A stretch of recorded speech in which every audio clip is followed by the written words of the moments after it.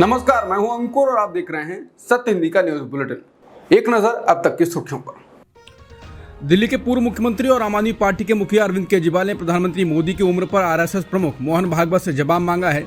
भागवत को संबोधित अपने पत्र में केजरीवाल ने कहा कि आप सभी ने मिलकर एक कानून बनाया कि बीजेपी नेता 75 साल की उम्र के बाद रिटायर हो जाएंगे। इस कानून के व्यापक प्रचार किया गया और इसके तहत लाल कृष्ण आडवाणी और मुरली मनोहर जोशी जैसे कई दिग्गज नेताओं को रिटायर कर दिया गया। केजरीवाल ने आगे लिखा है कि अब गृह मंत्री अमित शाह कहते हैं कि यह कानून पीएम मोदी पर लागू नहीं होगा। क्या आप यानी मोहन भागवत इस बात से सहमत हैं कि जिस कानून के तहत लाल कृष्ण आडवाणी को रिटायर किया गया वो कानून नरेंद्र मोदी पर लागू नहीं होगा? क्या कानून सबके लिए समान नहीं होना चाहिए? बता दें कि केजरीवाल का ये सवाल प्रधानमंत्री के 17 सितंबर को 74 वर्ष के होने के कुछ दिनों बाद आया है। आरएसएस प्रमुख मोहन भागवत से केजरीवाल ने एक चुभता हुआ सवाल भी किया। केजरीवाल ने मोहन भागवत से पूछा कि उन्हें कैसा लगा जब भाजपा अध्यक्ष जेपी नड्डा ने कहा था कि उनकी पार्टी को आरएसएस की जरूरत नहीं है, जो कि भाजपा की वैचारिक गुरु है। केजरीवाल ने सवाल किया कि क्या बेटा अब इतना बड़ा हो गया है कि अपनी मां को एटीट्यूड दिखा रहा है। झारखंड के मुख्यमंत्री हेमंत सोरेन ने आरएसएस की तुलना चूहे से की है। उन्होंने राज्य के लोगों से कहा कि आरएसएस चूहे की तरह राज्य में घुसपैठ कर उसे बर्बाद कर रहा है, उन्हें अपने गाँव से भगाएं। साहिबगंज में एक जनसभा को संबोधित करते हुए उन्होंने कहा कि बीजेपी सामाजिक अराजकता पैदा करने के लिए हिंदू और मुस्लिम के बीच नफरत के बीज बो रही है। इस दौरान उन्होंने ये भी कहा कि बीजेपी ने झारखंड के कुछ नेताओं को सियासी फायदे के लिए अपने साथ मिला लिया है। कर्नाटक हाईकोर्ट के जज ने बेंगलुरु से एक मुस्लिम बाहुल इलाके को पाकिस्तान कहा था। इसके बाद आज सुप्रीम कोर्ट ने कर्नाटक हाईकोर्ट के जज के एक बयान पर आपत्ति जताई है। कोर्ट ने कहा कि आज के डिजिटल युग में कोर्ट की कार्यवाही की लाइव स्ट्रीमिंग होती है, इसलिए जजों को बोलते हुए सावधान रहना चाहिए। सुप्रीम कोर्ट ने आपत्तिजनक बताते हुए कहा कि यह बयान देश की संप्रभुता के खिलाफ है और कोई भारत के किसी भी हिस्से को पाकिस्तान नहीं कह सकता है। इस मामले की सुनवाई सुप्रीम कोर्ट की 5 जजों की बेंच कर रही थी, जिसमें सीजेआई चंद्रचूड़ भी शामिल थे। इसके साथ ही सुप्रीम कोर्ट ने कहा कि हमें ये देखना होगा कि जस्टिस शीशानंद ने खुली अदालती कार्रवाई में माफी मांगी है। न्यायपालिका के हित में जरूरी है कि हम उनकी माफी को स्वीकार करें और इस मामले में आगे कोई कार्रवाई न करें। सुप्रीम कोर्ट ने माफी स्वीकार कर ली और उनके खिलाफ कार्रवाई बंद कर दी। हालांकि लोग कह रहे हैं कि सुप्रीम कोर्ट कर्नाटक के जज की माफी स्वीकार करके अच्छा नहीं कर रहा है। जज को सजा दी जानी चाहिए, उनकी कुर्सी छीन ली जानी चाहिए थी। बीजेपी के सांसद और बॉलीवुड एक्ट्रेस कंगना रनौत ने बुधवार को 3 कृषि कानूनों पर अपना बयान वापस ले लिया। इन काले कृषि कानूनों को किसान आंदोलन की वजह से मोदी सरकार ने 2021 में रद्द कर दिया था। कंगना ने मंगलवार को विवादास्पद कृषि कानूनों को वापस लाने की मांग की थी। कंगना के बयान को विपक्ष ने मुद्दा बनाया, लेकिन भाजपा की ओर से मंगलवार देर रात सफाई आई कि वो इस बयान से सहमत नहीं है और न ही कंगना को पार्टी की ओर से इस तरह का बयान देने का अधिकार है। कंगना फिर भी अड़ी रही और देर रात एक्स पर जवाब दिया कि वो उनका निजी राय है, पार्टी का नहीं। लेकिन कंगना ने बुधवार को आश्चर्यजनक से अपना कृषि कानून वापस लाने का बयान वापस ले लिया। कंगना रनौत ने कहा कि उन्होंने विवादास्पद कानूनों पर अपने बयान से कई लोगों को निराश किया है, जिसका उन्हें खेद है। बीजेपी सांसद कंगना रनौत के किसानों पर दिए गए बयान के बाद राजनीतिक बवाल थमने का नाम नहीं ले रहा है। कांग्रेस सांसद राहुल गांधी ने एक्स पर वीडियो पोस्ट करते हुए कहा कि सरकार की नीति कौन तय कर रहा है, एक बीजेपी सांसद या प्रधानमंत्री मोदी? 700 से ज्यादा किसानों, खासकर हरियाणा और पंजाब के किसानों की शहादत लेकर भी बीजेपी वालों का मन नहीं भरा।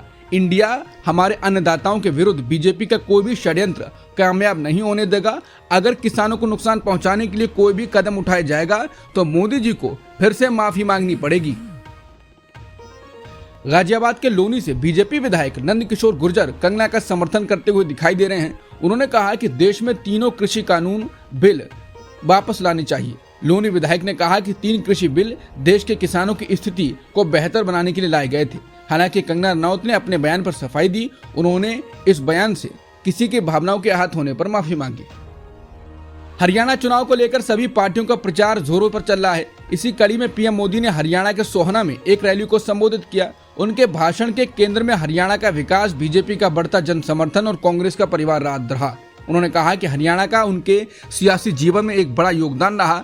वे जो भी कुछ आज बन पाए हैं उसमें हरियाणा का एक बड़ा योगदान रहा। उसके साथ ही उन्होंने कांग्रेस को भी आड़े हाथों लिया। उन्होंने भ्रष्टाचार को लेकर कहा कि जिस पार्टी का हाईकमान ही भ्रष्टाचार में लिप्त होता तो नीचे वालों को तो खुला लाइसेंस मिल ही जाता है। जब 10 साल पहले हरियाणा में कांग्रेस की सरकार थी, ऐसे ही प्रदेश को लूटा जाता था।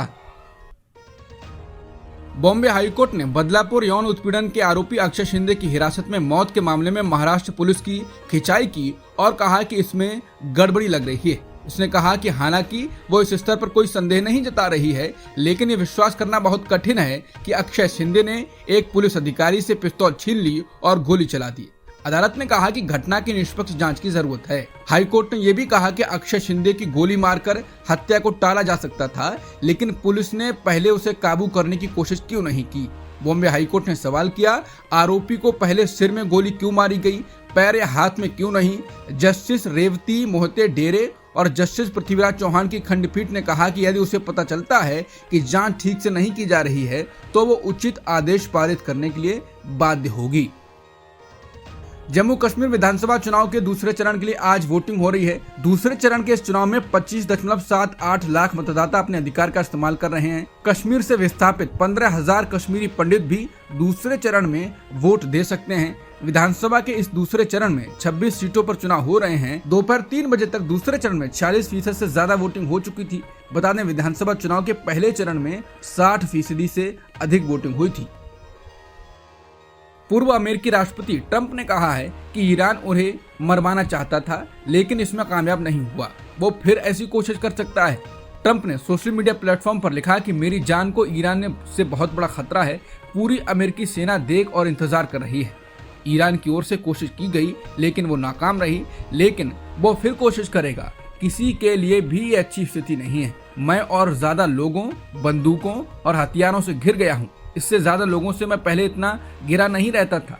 उन्होंने लिखा कि संसद की शुक्रिया कि उसने मेरी सुरक्षा के लिए और धन आवंटित किया। ये देखना अच्छा था कि रिपब्लिकन और डेमोक्रेटिक सांसद इस मुद्दे पर एक साथ आए, लेकिन अगर पूर्व राष्ट्रपति पर हमला होता है तो हमलावरों के लिए अपनी मौत को दावत देना जैसा होगा। लेबनान के स्वास्थ्य मंत्रालय का कहना है कि उनके देश में जो हो रहा है वो जनसंहार है। लेबनान में हिजबुल्लाह के ठिकानों पर पिछले 2 दिनों से जारी इजरायली हमलों के बाद से अस्पतालों में घायलों की बाढ़ आ गई है।